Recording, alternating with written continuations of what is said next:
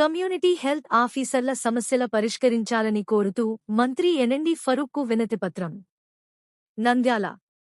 గత 8 రోజులుగా Nandyal BSNL office ముందర రిలే నిరాహార దీక్షలు చేస్తున్న కమ్యూనిటీ హెల్త్ ఆఫీసర్ల సమస్యలను పరిష్కరించాలని కోరుతూ మంత్రి ఫరూక్ గారి ఆహ్వానం మేరకు నంద్యాల తెలుగుదేశం పార్టీ కార్యాలయం, రాజ్ టాకీస్ వద్దకు వచ్చి వారి సమస్యలను వినతి పత్రం రూపంలో మంత్రి ఫరూక్కు విన్నవించుకున్న కమ్యూనిటీ హెల్త్ ఆఫీసర్లు.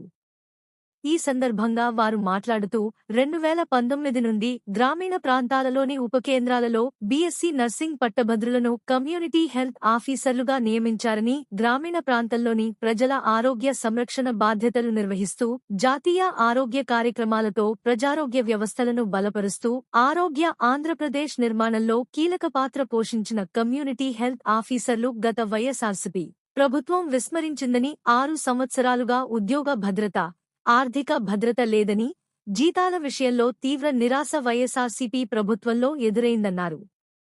గత ప్రభుత్వంలో ఎన్నిసార్లు ప్రజాప్రతినిధులకు విన్నవించుకున్న పట్టించుకోవడం లేదని, కూటమి ప్రభుత్వం ఏర్పడిన తర్వాత ప్రజలందరి సమస్యలను పరిష్కరిస్తున్న తరుణంలో మా సమస్యను కూడా పరిష్కరిస్తారని ఉద్దేశంతో మంత్రి ఫరూక్ గారి ఆహ్వానం మేరకు రాజ్ టాకీస్ కి వచ్చి వారికి సమస్యలతో కూడిన వినతిపత్రం అందజేయడం జరిగిందని వారు తెలిపారు. ఈ సందర్భంగా మంత్రివర్యులు ఎన్ఎండి ఫరూక్ మాట్లాడుతూ, నిన్న ప్రభుత్వ కార్యకలాపాల రీత్యా ప్రభుత్వ ఆసుపత్రి వైపు వెళుతుండగా కమ్యూనిటీ హెల్త్ ఆఫీసర్ల రిలే నిరాహార దీక్షను చూడడం జరిగిందని, వెంటనే మా సిబ్బందితో మాట్లాడి వారి సమస్యలను తెలుసుకోవలసిందిగా